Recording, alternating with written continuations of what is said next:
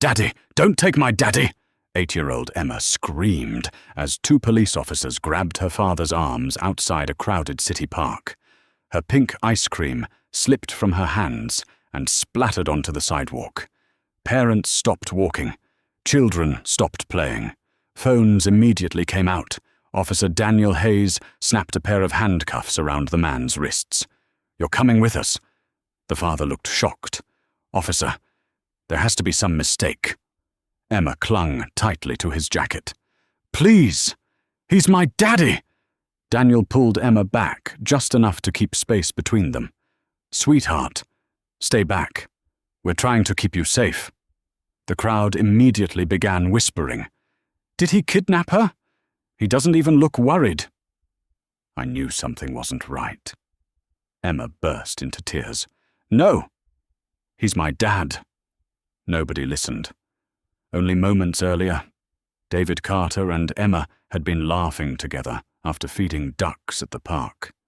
Emma held her father's hand with one hand and a melting strawberry ice cream in the other. "Daddy, can we go to the bookstore next?" David smiled. "Only if you promise not to buy every book." Emma laughed. No promises. Before they could cross the street, a frightened woman suddenly pointed toward David. "Officer." Officer Daniel Hayes turned around. The woman spoke quickly. "I saw that little girl crying earlier. I think something's wrong." Daniel immediately looked toward David, without asking a single question. He walked straight toward him. "Sir, step away from the child." David frowned. "What?" Emma looked confused. "What do you mean?" Daniel's voice became louder. "Step away. Now." People nearby immediately stopped to watch. David slowly let go of Emma's hand. "I'm her father." Daniel wasn't convinced. "Do you have any proof?" David reached toward his pocket. "I'm getting my wallet." "Don't move!" Daniel barked. Another officer stepped beside him. "Hands where we can see them." Emma cried harder. "Daddy wasn't doing anything." One man in the crowd shook his head. "If he's innocent, why is he nervous?" Another woman whispered. "The officers wouldn't stop him without a reason." David kept his hands raised. "I'm cooperating. I'm asking you to let me explain." Daniel answered coldly. "You can explain after we verify your story." Emma grabbed Daniel's sleeve. "Please don't handcuff him. You're hurting him." Daniel gently moved her hand away. "Sweetheart, we're making sure you're safe." Click. The handcuffs locked around David's wrists. Emma screamed. "Daddy!" The sound echoed across the street. Several parents looked away. Even some people recording seemed uncomfortable. David took a slow breath. "It's okay, Emma. Look at me." She nodded through tears. "I'm okay. I need you to be brave." Emma tried to stop crying, but she couldn't. A teenager live streaming whispered, "This is heartbreaking." Another replied, "Let's wait. We don't know the whole story." Officer Daniel looked directly at David. "What is her full name?" "Emma Carter." "Date of birth?" David answered instantly. "April 17th. "Favorite food?" David couldn't help smiling. "Chocolate pancakes." Emma managed a tiny laugh through her tears. Daniel remained serious. Anyone could memorize answers. David sighed. "What else do you need?" Daniel folded his arms. "Proof." Within minutes, more than 50 people surrounded the scene. Some believed David, others believed the officers. Arguments broke out. "Leave him alone." "No. Let the police do their job." Emma suddenly ran toward David again. She wrapped both arms around his waist, despite the handcuffs. "Please don't take my daddy." David kissed the top of her head. "No matter what happens, I love you. I always will." Several people quietly wiped tears from their eyes, but Officer Daniel still wasn't convinced.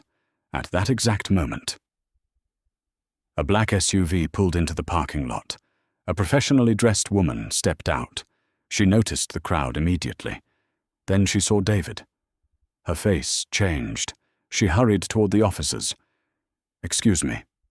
Officer Daniel turned. "This is an active investigation." The woman stopped, looked directly at David, then quietly said, "I think you're making a very serious mistake."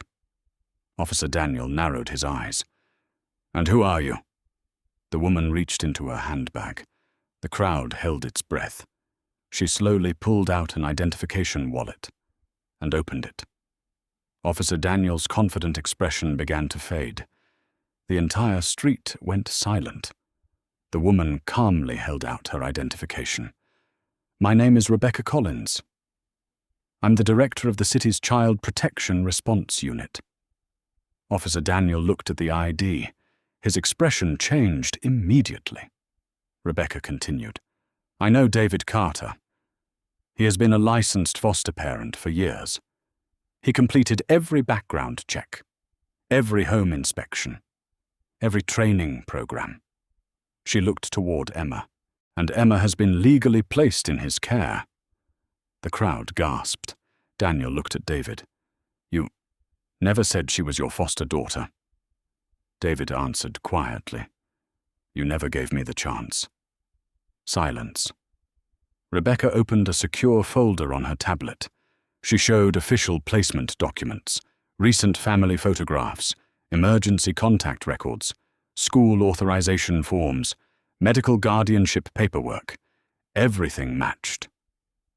Officer Daniel slowly lowered his head. The second officer quietly whispered, "It's all here." Daniel immediately unlocked the handcuffs. Click. David gently rubbed his wrists. Emma ran straight into his arms. "Daddy!" He hugged her tightly. "It's okay." "I'm right here." The crowd watched in complete silence. Several people lowered their phones. Officer Daniel took one step forward. "Mr. Carter, I'm sorry." David looked at him calmly. "You were right to make sure a child was safe." "But you judged me before asking enough questions." Daniel nodded. "You're right.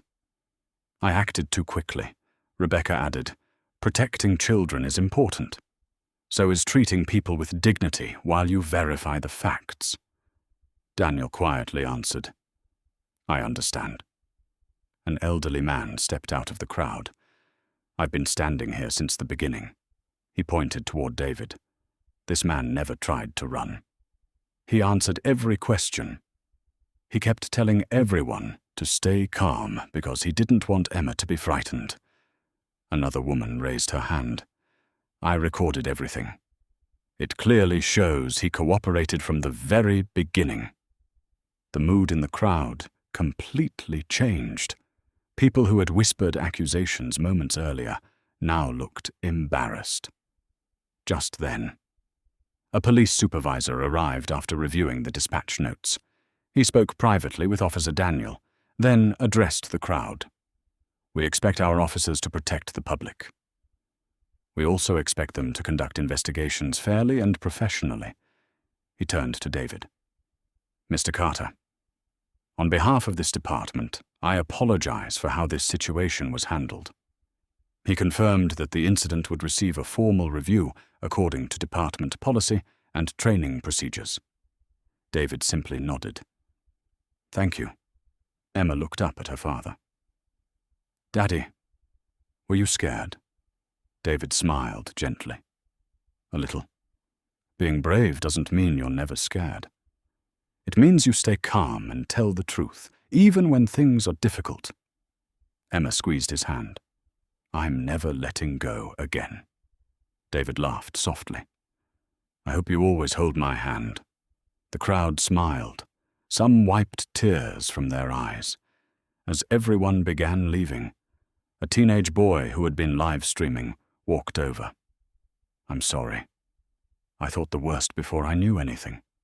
David placed a hand on his shoulder. "Today, you learned something many adults still forget. Never decide someone's story before you've heard it." The teenager nodded. "I won't make that mistake again." David picked up Emma's melted ice cream cone from the ground. He smiled. "I think we owe someone a new ice cream." Emma laughed. "And 2 chocolate cookies." David grinned. "I think that's a fair deal." They walked toward the nearby ice cream shop, hand in hand. The crowd watched them go. Not because of what had happened, but because truth, patience, and compassion had prevailed. Sometimes. The strongest people aren't the loudest. They're the ones who remain calm long enough for the truth to be seen. If you believe the truth always matters, and that patience is stronger than assumptions, comment one word, truth, like this video, if it touched your heart.